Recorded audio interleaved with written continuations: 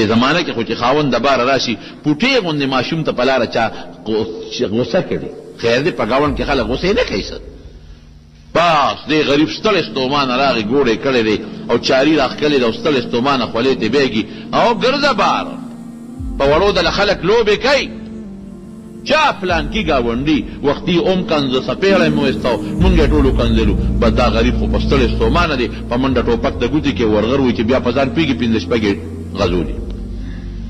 رستو بیا سوچ کوي، پښتون کار مخکې کوي سوچ رستو کوي او سوچ په مخکې کې کار به رستو کوي. مونږ کار مخکې وکړو بیا رستو سوچونه کوو، او دا مې څه غلطي وکړه، او دا څه ګناه مې وکړه. ملا ته وایي دې ګلاب به څه چل کوم، او دا جرګه به کې راله او دې سره به څه چل کوم. او وخت سره سوچ نه کوو، او وخت سره فکر دې نه کوو، شریعت باندې عمل دې نه کوو، مسلمان نه. صبر وکړه، صبر نشته. نه ښځه کې صبر شته نه په سړي کې صبر شته. سړي کې هم دا صبر نشته چې بیخ دې وځه مردارې خو ستړی ستومانه رالم نو فوراً دې راله پړه دل کو چې ښه مضبوط هغه چاري اوچته کړي او دې ملا له وله راوبرئ سر له نه ګورئ بیا به څه کې دویمه ښځه به هم څوک نه درکوي.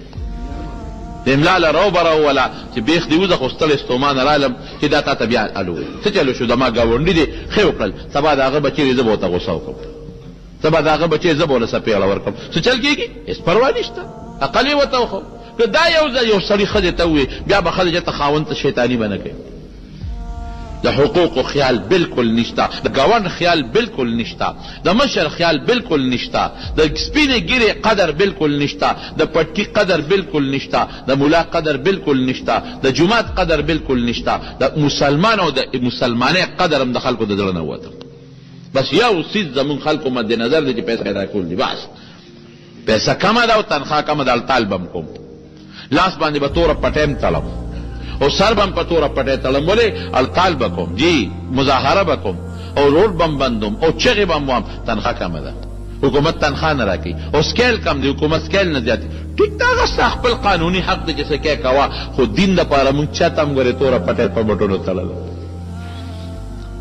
یو بچي یو ځل د پلار نافرمان دی، یو پلار چرته بچی سره د اسلام مطابق خبرې نه کوي، مونږ چاته مظاهره ونه کړه، خفه مو نه شو، یو نن ډوډۍ نه خورم یاره دې بچو مې مونځ نه دی کړی. هلکه رښتیا ووایه کړی به یې داسې چېرته سوال نه پیدا کېږي. نن نه خورم ستا د لاس ډوډۍ ښځې ته وایي تا مونځ نه دی کړی.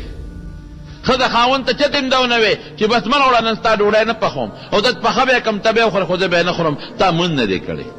نه مظاهره شته او نه خفګان شته، ولې دین دویم نمبر کې دی، دویم کې شو بیا بلاخي دریم او څلورم او پنځم نمبر کې دی. بس پیسه وګټم او په هره طریقه چې مې وګټله خو چې بس د پردې جیب ووهم او خپل جیب ډک کړم او ځان له کارخانه جوړه کړم او ځان له جایداد واخلم او ځان له ځمکې واخلم او ځان له موټر والم. دا سوچ نشته چې پلق به کې او د هر څه به نه پاتې ګورې. دا ځان سره آخرت ته نه شي وړی، قبر ته به په دقه یو کفن کې دی. د مردان یو نوابو باباجي زمونږ به خبره کوله، پته نشته خو هغه د خولې نه مې اورېدلي وو، وی دا مشر نوابو چې کله مړ شو نو هغه خپلو وارثانو نوکرانو ته وی چې تاسو به دا مهرباني کوئ چې ما به کټ کې اچوئ او زما لاسونه به د کفن نه بار کوئ او زما چې څومره ما مقبرې ته وړی نو چې څومره زما بازار دی په دې به راله چکر را کوئ او یو اواز درته ښیم دا به راپسې کوئ. دا ټول مردان دا بازار د هغې نوابو په هغه وخت کې نو چې څنګه ساتې ووته ویلم به کفن کې واچو نو د هغه د وصیت مطابق په کټ کې واچو او بازار کې اوچت کو لاسونه یې وله بار کړل د کفن نه او چغه سوه وی دا چغه به وهې یو سړي به اواز کو ای خدای مو بخه دا د مردان غلوې نواب چې دا څومره مردان د ده دی ګورې لاسونو ته یې وګورئ هر څه دې پاتې شو خالي لاس روان دی. هېڅ یې یو نه نه دوکان ځان سره قبر ته وړی شي، نه پیسه ځان سره قبر ته وړی شي، نه کارخانه قبر ته وړی شي، نه 15 روپۍ وړی شي. 15 روپۍ څه ته وایي؟ خالی لاس راغلی او خالی لاس بله دنیا نه دی.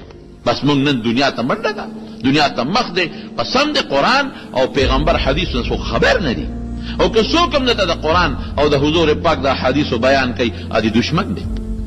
ما ولې د ګناه نه منې کوي؟ ما ته ولې نیکي ښیي؟ دوست دقه دی چې دا دین درته ښیي او نیکي درته وښیي او توجه د شریعت ته برابر کړي. دا نبی کریم صلی الله علیه وسلم مبارک صحابو ته او صحابیاتو ته ښودلي دي او دغه تعلیمات صحابو سړو او صحابیاتو د دواړو جهانو د مبارک سردار حضور اقدس مبارک نه اورېدلي دي او په هغې فوراً عمل کړی.